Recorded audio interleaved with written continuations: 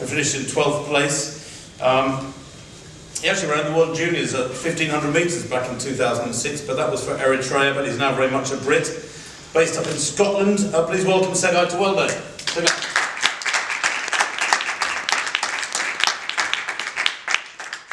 And last but not least, a man who has been there and done it.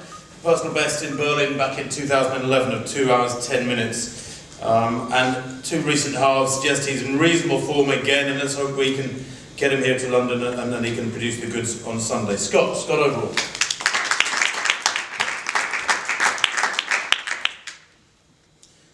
So Scott, first of all, you flew in yesterday or today? This morning from Flagstaff. How long was that travel? It's about 12 hours. Door to door? Maybe 16. Come on. Door to door. Maybe a bit longer, yeah. Okay. Wasn't too bad. Feeling okay? Yeah. And how was training going out in Flag? Tell us about that. Yeah, training was going well. It's the first time I've done altitude training and come straight back down and run a marathon. Normally I do go out to altitude about 8 weeks before the marathon and then do a lot of 4 weeks of sea level work just to get the legs ticking over. So it's a bit of an experiment, but I think it's going to work well. I normally feel pretty good off altitude, so it should be okay. And a good fluid period of training? And how many weeks of good, solid, uninterrupted training would you say you put together? It's been hit and miss. I was supposed to run the Reading half marathon, the same as Chris, just before I flew to Flagstaff, but I had a bit of an Achilles niggle, so I didn't think it was wise to do a half marathon in flats and risk it flaring up and then not being able to train in Flagstaff. So yeah, I just swerved Reading and just flew to Flagstaff and just kept training. Now your 210 was a few years back now. Have you thrown away those training diaries, or are you sort of plagued by going back through them? No, I mean, I think the middle few years, when I remember my 210, it was off the back of the track season. So I was running sort of 5Ks, 10Ks at the start of the year, and then sort of progressed that through to Berlin. So I think, like Joe was just talking about, knowing what works on the track and having that leg speed, I think that works for me in the marathon. And after Berlin and after the Olympic Games in 2012, I switched coaches, and it was a bit of a learning phase for both of us. So I think we're finally sort of getting on the right lines. Like I ran 2:11:23 in Berlin a couple of years later, and the training was like night and day between the 2:10 and the 2:11, even though it was only about 20-25 seconds difference. So there's definitely, what do they say, there's more than 2 ways to skin a cat, or 1 way to skin a cat, but yeah, I think training's gone well, so hopefully Sunday will be good. And you've been with Alan Story since 2012, is that right? Yeah. Has he upped your mileage? What have been the changes over that period? Yeah, he's quite old school. He goes quite high mileage, longer tempos. As I said, I was always wanted to do more track stuff, and he was keen to get me away from the track and do like the longer tempos. So it was a kind of a clash for a while, but then we kind of come to an arrangement. We stick to it. I do the track work and then have to do the tempo afterwards. What would you assess on Sunday as being a solid performance? Solid performance would probably be top 2 British guys. Time is kind of not irrelevant, but obviously I haven't got the qualifying time in 2:16. But I don't think we're going to finish in the top 2 Brits and be outside of 2:16, so the time is almost secondary to the place really. And you still enjoying your running? Yeah. I wouldn't do it if I didn't. Motivation, I mean, is the World Championships this summer a big motivation? Yeah, the World Championships is motivation. And I think, the experience I had at the 2012 Games in London, the crowds were absolutely fantastic. And I think to have that experience again, I'd like to go to a championship and sort of redeem myself really and have a good performance at a championship. Okay, thanks, Scott. Tsegai, you came from Eritrea as a youngster and the World Cross Country in 2008. In Edinburgh, you took political asylum, but it took you until December 2014 to get your British passport. How much time do you spend now in Scotland with Chettleston Harriers, and how much time do you spend in Eritrea? Just almost 7 years with this Thompson house. I was being expanding on just 7 years. So most of your time in Scotland? 7 years. 7 years. Yeah, but in a year, do you spend 6 months in Scotland, 6 months in Eritrea, or what? Even just now. Sorry? Just now, one month only for training, Stephen. And you've been training in Eritrea in preparation for this. How long were you there? I was doing that for 18 weeks. 8 weeks. Training alone or with a group? No, I was training with my friends. A good group of Eritrean runners. Do you see Tadesse when you're there? Yeah, every day. Every day, training with world record holder for half marathon. Good advice from him? Yeah, it's training.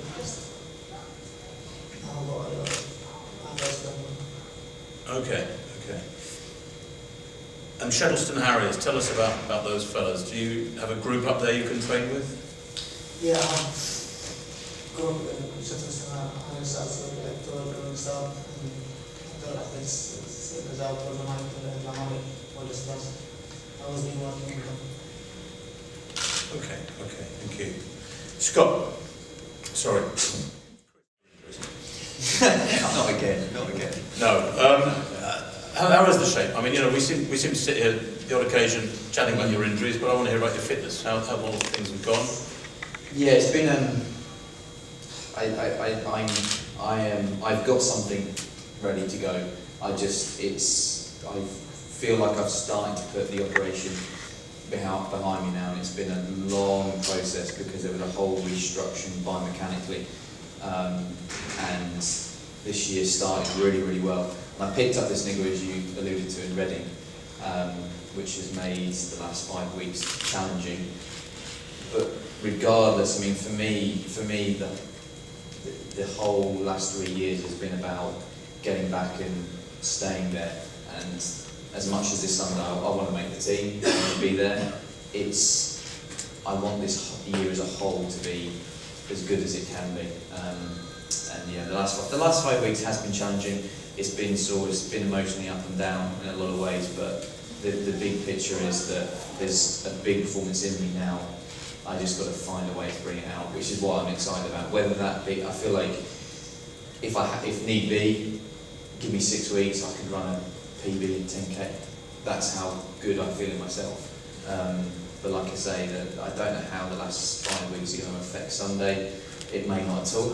It may do a little bit. I don't have enough experience, like Joe talks about this. It's a cruel event, marathon. Jeez, it's like last year was just it.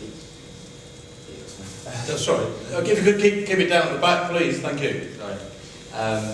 Yeah, the last year was the best and worst. Like it was the most emotionally toughest thing I've ever had to do in a running form. The last 8 miles, I just tore myself just trying to get to that finish line to run 2:15, and I still believed all the way up into the line I was going to make that team to Rio. I didn't actually know about this chap in the race. I didn't actually know until I think about an hour after. I assumed Derek and Callum had made the team, and I didn't realise you were running the race, and so I still thought I was lying in second place, second Brit, until about 6 miles. Derek passed me, and I thought, right, I'll just sit and kick. But I gave him a bit more of a gap than I'd have liked. The gap just kept growing, but I was still in my brain thinking I could do it. And that whole place I took myself to, it's almost like there's part of me that goes, you owe it to yourself to keep fighting to bring out. Because I mean, before my operation, I thought I was ready to do something really special over the marathon, or even over 10k. Like I've always felt like I fell short of what I could potentially do. Well, you won the European Under 23 5000 in 2003. I mean, that's 14 years ago. Who was second? Oh, some jobber. I think it was Mo, wasn't it? But we've known for 14 years you've got a great engine. It's just you've not been able to get it out often enough. Glad you think that way. Yeah. I've got it out enough to keep me happy, but yeah, not as much as I would like. Yeah, I heard. You get some great pills. Yeah, No, it's a big engine, and There's me trying to keep it serious. and it does go all night. It goes for a long time. Sorry, I'll bring it back. And that's part of the frustration. That's part of the reason I get myself into trouble, to be totally honest with you. That there are occasions where I've done things and past coaches and current coach have gone, how have you done that? And I'm like, I don't know, but then it coincides with a niggle a few days later. And that's part of that problem, and I have post-operation had to learn to go, don't do that run, or don't push so hard. And it's a real difficult thing for me, because when I start running, I'm very aggressive. You wouldn't tell that, just talk to me. I'm very soft and gentle. Obviously, But if you're locked into this cycle of continually getting injured when you're just getting in really good shape, do you go out of your way to get a massive amount of physiotherapy? Yeah. I mean, and again, without dragging up and going into too much, I mean, when I go back and look at what have I done wrong, there are occasions where I literally come to a head and go, I just got unlucky. And there is luck involved. I mean, in 2010, I got a hernia, and I had it looked at, and it took 10 months before eventually someone said, yeah, you have a hernia. And by that time, it was too late. And it's like, well, if it had been diagnosed very quickly, I could have had an op, I'd have been out, and it'd have been like nothing had ever happened, and I probably wouldn't have broken my back in 2012. I mean, the decisions you make after that, you have to take into account, and I was a bit too gung-ho, but there are occasions where, you know, it's an art form and a skill to keep yourself in one piece. So just to finish on my questions, at least on a positive note, if the Achilles holds together on Sunday and the rest of your body, do you feel that you've got the potential to run a PB? If you'd asked me that 5 weeks ago, I'd been saying it's not a question of if I break 210, it's a question of by how much. That 5 weeks ago, that would have been what I was sitting here thinking. Now, my main aim now is to make the team, and I honestly don't know how the last 5 weeks, because the thing is I've had a good block, so I don't know how the next 5 weeks are going to impact on the race. Possibly nothing, possibly, I honestly sitting here don't know. The good thing is when I ran Reading, it felt like my Achilles was going to snap, and I thought it's going to go, and I was cramping up and I was trying to protect it, thinking it's just, and I finished, but then when I saw the physio, there was no swelling, there was nothing. It's only this week I found out it's my plantaris. So I know now, if I feel it in the race, I can now just push it and hopefully it snaps. And if it snaps, then I'm good to go.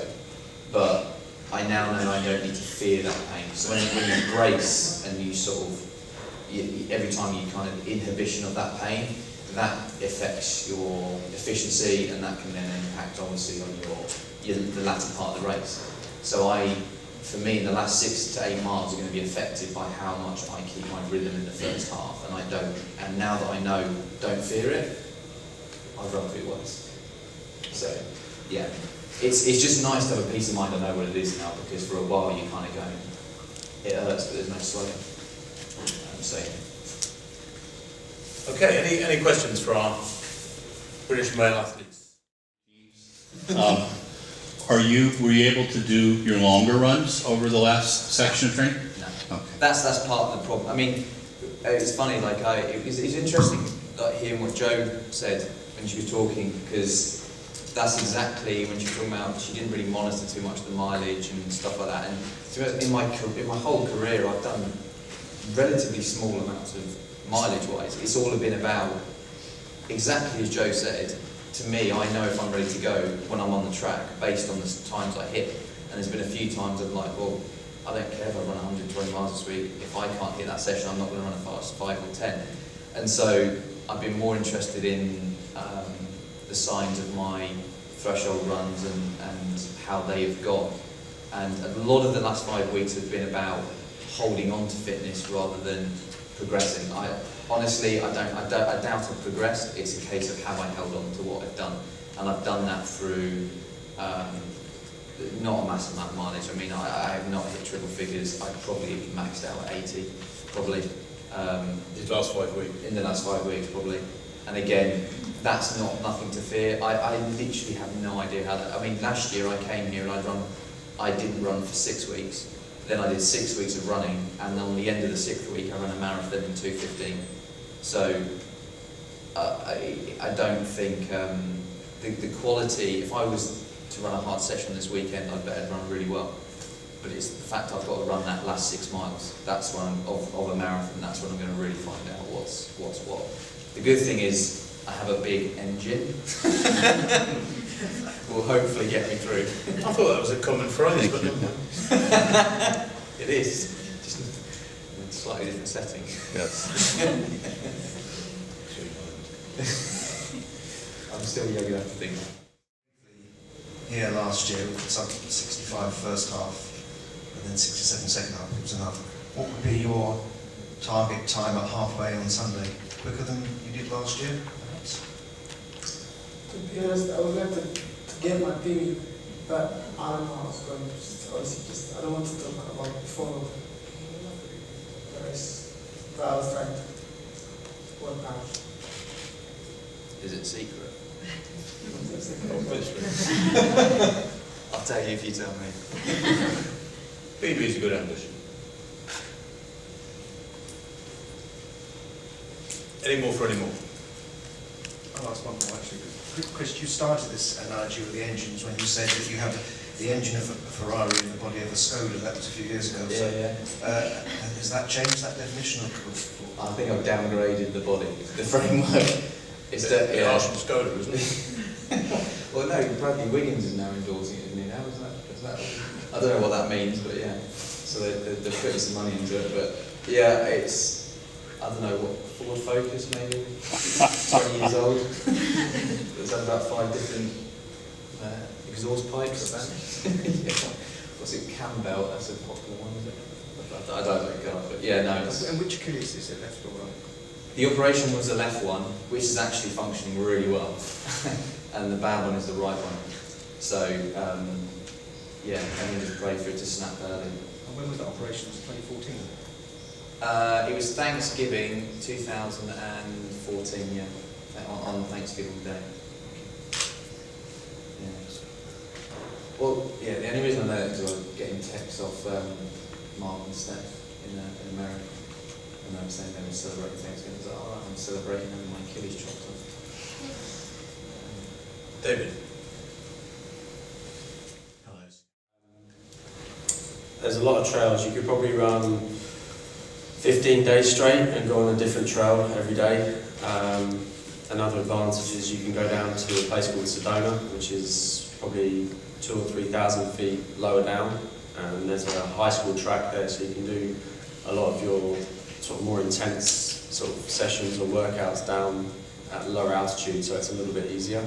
And then if you're so inclined, you can also always go down all the way to sea level in Phoenix, which is what I think Sinead Flanagan was doing quite a lot when she trains in Flagstaff.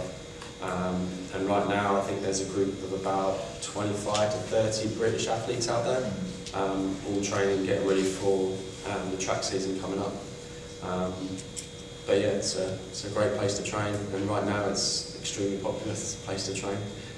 The track on Tuesday was like a who's who of athletics down there. I think the Canadian team had 3 massage beds, a speed track down the back straight, and the British team were all there with the physios and everything as well. So it was a very packed track, and yeah, lots of pictures appearing on social media from Flagstaff right back there.